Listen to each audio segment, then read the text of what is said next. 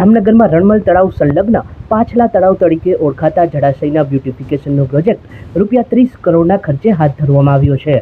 પાછલા તળાવ ફરતે સાયકલ ટ્રેક, ફૂડ ઝોન સહિતની વ્યવસ્થાઓ વિકસાવવામાં આવશે તથા તળાવ ઊંડું ઉતારી તેની સંગ્રહ ક્ષમતા પણ વધારવામાં આવશે એવો દાવો તંત્ર દ્વારા કરવામાં આવ્યો છે.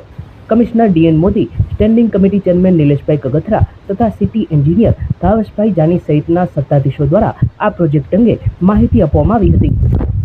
જામનગર શહેરમાં લાખોટા તળાવ એ આપણા શહેરનું રાજવી પરિવાર દ્વારા વર્ષોથી આપણને ઘરેણારૂપા એક મેનમેડ તળાવ મળ્યા છે. એ તળાવના 3 ફેઝ છે, 1, 2 અને 3. એમાંથી આપણે સૌ જાણીએ છીએ કે તળાવનો ફેઝ નંબર 1 આજથી 5-7 વર્ષ પહેલાં ડેવલપ થઈને પૂર્ણ થયેલ છે. ત્યારબાદ તળાવ નંબર 2 અને 3ના લેક 2 અને લેક 3ના રીડેવલપમેન્ટ માટે જે પ્રક્રિયા શરૂ કરેલ છે એ તમામ લોકોને જાણકારી મળે એ હેતુસર આજે પ્રેસ કોન્ફરન્સ રાખેલ છે. આ બાબતે મારે ખાસ 2-3 મુદ્દા એ કહેવાના છે કે સૌથી પહેલાં તો હાલના હયાત તળાવમાં આપણે જે ઊંડાણ કરીને જે ઘન મીટરમાં માટી ગાળવાના છીએ અને એની સામે તળાવનો જે પાળો છે એની ઉપર આપણે એને મજબૂત કરીશું, પ્રોટેક્શન વોલ, અને એની ઉપર સાયકલ ટ્રેક, રનિંગ ટ્રેક અને એની સાથે સાથે એન્ટરટેઇનમેન્ટના કેટલાક બાબતો, એમ્યુનિટીઝ વગેરે આપણે ડેવલપ કરીશું. તળાવના કુલ સંગ્રહ શક્તિમાં લગભગ 1 કરોડ લીટર પાણીનો વધારો થવા જનાર છે, કોઈ ઘટાડો નથી થઈ જઈ રહ્યો. જે લોકોમાં ખોટી માન્યતા જે અત્યારે પ્રવર્તી રહી છે એ બાબતે મારું નમ્ર નિવેદન છે કે આની અંદર લગભગ 1 કરોડ લીટર પાણીની સંગ્રહ શક્તિ વધશે આ ટોટલ આપણા પ્રયત્નોથી. લાખોટાના તળાવ નંબર 2 અને 3માં આપણે અલગ અલગ જગ્યાએથી ઊંડું કરવાની પ્રક્રિયા કરી છે, જેના પરિણામે આ થશે. આ થવાથી અને એની સાથે પાળા ઉપર આપણે લગભગ 8થી 10,000 જેટલા વૃક્ષો વાવીશું. એના કારણે એક બાયોડાયવર્સિટી પાર્ક થશે. એની સાથે ઓક્સિજન પાર્ક પણ આપણને મળશે, સારું ઓક્સિજન મળશે. લોકોને સવારમાં એક એક્ટિવિટી માટે બીજો ડબલ એરિયા મળશે અને સાથે સાથે બર્ડ્સની એક્ટિવિટી માટે પણ આપણે એક સરસ મજાની પ્રક્રિયા થઈ શકે એ માટેના આપણા પ્રયત્નો છે, જેનું મેં આપને પ્રેઝન્ટેશન કર્યું. સર, આ પ્રોજેક્ટ છે એટલું કેટલા કરોડનો પ્રોજેક્ટ છે અને જે એવી વાત આવી રહી છે, વિપક્ષના પણ એવા આક્ષેપો છે, અવારનવાર એ લોકોની એવી રજૂઆત છે કે આનાથી તળાવની પાણીની કેપેસિટી ઘટી જશે, તળાવ નંદવામાં આવી રહ્યું છે. આ બાબતે જામનગર મહાનગરપાલિકા શું કહેવાનું? મેં જેમ અગાઉ કહ્યું એમ તળાવની કેપેસિટી, સંગ્રહ શક્તિ પાણીની જે રીતે આપણે ખોદાણ કરીએ છીએ 1 ઘન મીટર માટી કાઢવાથી 1000 લીટરનો પાણીનો સમાવેશ વધે.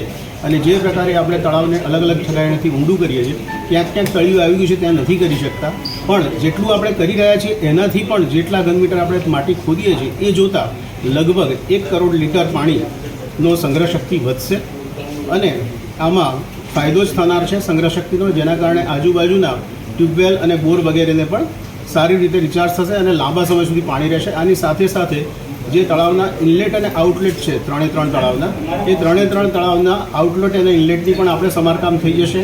સાથે સાથે 2 રસ્તા જામનગર શહેરના જે જૂના DP ક્યારના આપણે બાકી હતા એ પણ ડેવલપ થશે. એટલે કે જૂની RTO કચેરીથી 7 રસ્તા તરફ જતો એક રસ્તો આપણને વધારાનો પડશે અને બંને તળાવ વચ્ચેનો જે એક રસ્તો છે એ પણ વ્યવસ્થિત પહોળો અને મોટો આપણે કરી શકીએ છીએ. પ્રોજેક્ટની કોસ્ટ શું છે? પ્રોજેક્ટની કોસ્ટ લગભગ 38 કરોડ રૂપિયા છે. કેટલા સમયમાં પૂર્ણ થશે? 1 જ મિનિટ. 30 કરોડ ને 24 મિનિટ. ટોટલ આપણે જે ટેન્ડર આવ્યું એ મુજબ 30 કરોડ અને 24 મંથ્સ, 24 માસમાં આ પૂર્ણ થશે. જામનગરમાં પાછલા તળાવના બ્યુટિફિકેશન અંતર્ગત તળાવને કાંઠેથી ભૂરી નાખવામાં આવ્યું છે. આ કાર્યમાં તળાવ ખોદકામને બદલે માટી આયાત કરવામાં આવી હોવાના તથા ભ્રષ્ટાચાર થયો હોવાના આરોપો વિપક્ષ લગાવી રહ્યો છે.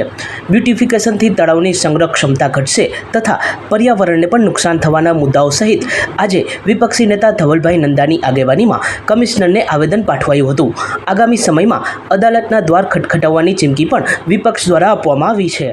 કાંઈ લઈ નથી શકતા, જે રાજાશાહીની વસ્તુ છે આપણે એ પ્રજા પાસે જ છીનવી છે. સાહેબ, અમારી માગણી છે કે આ તળાવ છે તાત્કાલિક ધોરણે એને ઊંડું કરવામાં આવે છે, કારણ કે હવે તો પારો થઈ ગયો છે, હવે કોઈ વસ્તુ આમાં કઈ થઈ હોય અને જે જામનગરની આજુબાજુ જગ્યાઓ પડી છે તે તાત્કાલિક જામનગરને કંઈક સારી વસ્તુ મળે તો તળાવ બીજા આપણે ડેવલપ થાય. જે જળ સપાટી સાહેબ આપણે અત્યારે સરકાર ઘણા બધા અભિયાન લાવે છે, તો આ વસ્તુ થાય છે. સાહેબ તળાવ છે ને માટે કાઢી આવે રાજકોટ સાહેબ તળાવ આપણું સાહેબ આજે 20-25 દિવસ પહેલા અમે વિઝિટ લીધી હતી ત્યારે સાહેબ અમે કીધું હતું કે તળાવ ખોદવાનું ચાલુ કરો. હજી પણ સાહેબ એમાં કોઈ પણ જાતની કાર્યવાહી થઈ નથી. સાહેબ બહારેથી માટી લઈ અને આ વસ્તુ કરવાનું સાહેબ. બીજી વસ્તુ જો સાહેબ આના ઉપર કાર્યવાહી નહીં થાય સાહેબ, તમારા આગળ આજે અમે રજૂઆત કરવા આવ્યા છીએ તો સાહેબ અમે કોર્ટનો દરવાજો ખોલશું. સચોટ સમાચારો સૌથી ઝડપી મેળવવા માટે અમારી ચેનલને સબસ્ક્રાઇબ કરો.